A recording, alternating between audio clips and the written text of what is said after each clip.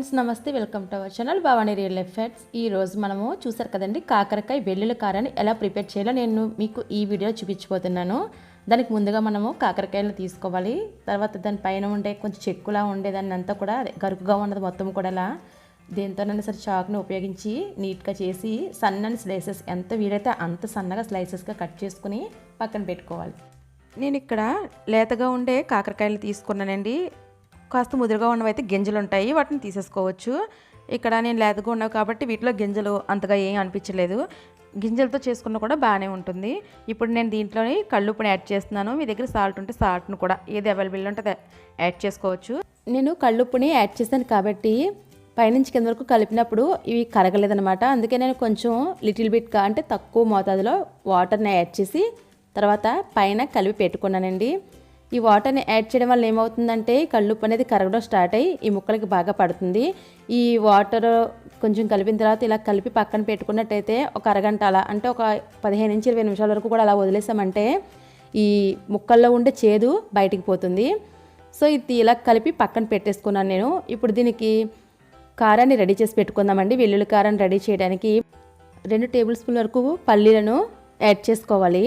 2 table స్పూన్లు నువ్వుల add చేసుకోవాలండి. అలాగే 1/2 టేబుల్ స్పూన్ జీలకర్ర, 5 నుంచి 6 వరకు ఎండుమిర్చి తీసుకోవాలి. వీటిని కూడా ఇందులో వేసేయాలండి. ఇప్పుడు వీటిని దోరగా వేయించాలి. అంటే బాగా వేయించకూడదు, అరోమా కొంచెం మనం వేయిస్తూ ఉంటుంటే మనకి ఆ స్మెల్ అనేది తెలిసిపోతుంది.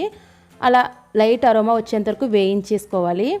ఫైనల్గా లాస్ట్లో స్టవ్ ఆఫ్ చేసే ముందే వెల్లుల్లి రెమ్మల్ని వేసేసుకుని స్టవ్ ఆఫ్ చేసుకోవాలి. స్టవ్ ఆఫ్ చేసిన తర్వాత అలా వదిలేయకండి. అలా వదిలేస్తే ఆ వేడికి అడుగునవి మాడిపోయినట్టుగా అయిపోతాయి. కాబట్టి స్టవ్ ఆఫ్ చేసిన తర్వాత కూడా అలా కలుపుతూ ఉండండి. ఇది చల్లారిలోగా మనం కాకరకాయ ముక్కల్ని రెడీ చేసి పెట్టుకుందాం. 20 నిమిషాలు అయిన తర్వాత కాకరకాయ ముక్కల్ని నేను వాటర్ వేసి ఒక 2 సార్లు బాగా కడిగి పక్కన పెట్టుకున్నాను. మనం వాటర్ వేసి కడిగిన ముక్కల్ని ఇలా గట్టిగా పిండిన తర్వాత తీసుకోండి. ఇలా పిండకపోతే ఏమవుతుందంటే ముక్కల్లో ఉండే వాటరు ముక్కలు ఎగడానికి ఎక్కువ టైం పట్టేలా చేస్తుంది. ఇలా పిండినట్టయితే తొందరగా వేగిపోతాయి. చూసారు కదా. ఇప్పుడు మనం ముందుగా వేయించుకున్న ఈ పల్లీల పొడి ఉంది కదా, దాన్ని వేస్తున్నాను. సారీ ఫ్రెండ్స్, నేను చెప్పడం మర్చిపోయాను. నేను దీంట్లో 2 కొబ్బరి ముక్కల్ని అంటే ఎండు కొబ్బరి ముక్కలు ఉంటాయి కదా, వాటిని యాడ్ చేశాను. చిన్నగా ఉన్నాయి చూడండి.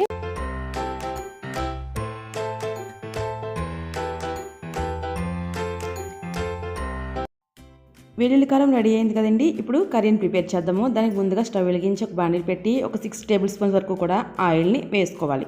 ఆయిల్ కొంచెం హీట్ అయిన తర్వాత మనం ముందుగా రెడీ చేసి పెట్టుకున్న కాకరకాయ ముక్కలు ఉన్నాయి కదా, వాటిని వేసి వేయిస్తూ ఉండాలండి. ఇవి మొత్తం అన్నీ కూడా దగ్గరుండి కలుపుతూ నిదానంగా వేయిస్తే కనుక ఇవి గ్రీన్ కలర్లో ఉన్నవి కాస్త బాగా వేగిన తర్వాత ఇలా అవుతాయి. చూస్తున్నారు కదండి ఎంత బాగా చక్కగా ఫ్రై అయిపోయాయో. ఇప్పుడు ఇలా వేయించిన కాకరకాయ ముక్కల్లోని మనము ముందుగా రెడీ చేసి పెట్టుకున్న వెల్లుల్లి కారాన్ని వేసుకోవాలి. మీకు వెల్లుల్లి కారము ఎక్కువగా అవుతుందని అనిపిస్తే కనుక మీరు పక్కన పెట్టేసుకోండి. బెండకాయ లేదా ఏదైనా ఫ్రైలు చేసుకున్నప్పుడు దొండకాయ ఫ్రైలు అది వేసుకుంటాం కూడా బాగానే ఉంటుంది ఈ పౌడరు. సో నాకు ఒక 2 టేబుల్ స్పూన్స్ వరకు మిగిలిపోయింది. ఈ ఫ్రైకి సరిపడినంత పౌడర్ని కూడా నేను ఇందులో వేసేసాను, వెల్లుల్లి కారాన్ని.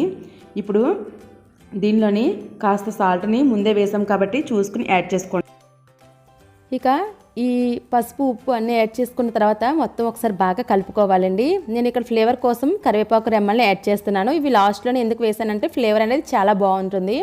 అంటే ఇది లాస్ట్లో వేస్తేనే దీని ఫ్లేవర్ అనేది తెలుస్తుందండి. కరివేపాకు ఇష్టం లేని వాళ్ళు స్కిప్ చేసేసుకోవచ్చు. చూసారు కదండి ఎంత చక్కగా కాకరకాయ ఫ్రై అనేది అయ్యిందో. ఇంత ఈజీగా ఇంట్లోనే మనం కాకరకాయ ఫ్రైని ఎటువంటి చేదు లేకుండా రెడీ చేసుకోవచ్చు. ఈ వీడియో కనుక మీకు నచ్చినట్లయితే తప్పకుండా లైక్ చేయండి. అలాగే నా ఛానల్ ఫస్ట్ టైం చూస్తున్నట్టయితే సబ్స్క్రైబ్ చేసుకోండి.